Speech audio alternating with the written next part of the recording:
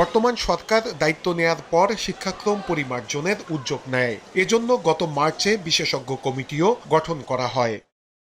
বিশেষজ্ঞ কমিটি এরই মধ্যে 15,000-এর বেশি ভুল চিহ্নিত করেছে। এর মধ্যে ভাষাগত দুর্বলতা, বানান এবং ছবির ভুল রয়েছে।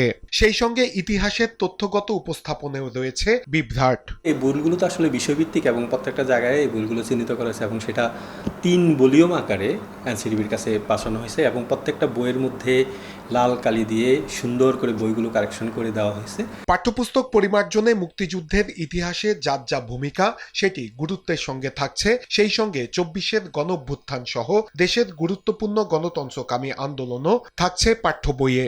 এনসিটিবি বলছে ভুল সংশোধন করে পাণ্ডুলিপি চূড়ান্ত করার কাজ চলছে। ভুল বা মান উন্নয়নের যে সাজেশনগুলো এসছে সেগুলোকে আমরা এখানে এনে কম্পিউটারে ইনসার্ট করি। প্রুফ দেখে ভাষাগত, তথ্যগত উপযোগিতা, যৌক্তিকতা এবং নির্ভুল করার স্বার্থে আমরা যতখানি সম্ভব আমাদের চেষ্টা করছি।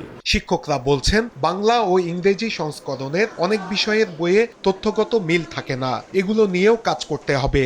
এনসিটিবির অনুমোদিত বইগুলো তারা সৃজনশীল পদ্ধতিতে একেবারে পুঙ্খানুপুঙ্খভাবেই পড়তে হয়। সেক্ষেত্রে ভুল সংশোধন এবং সর্বশেষ তথ্যটা আমি মনে করি বইতে আসা উচিত।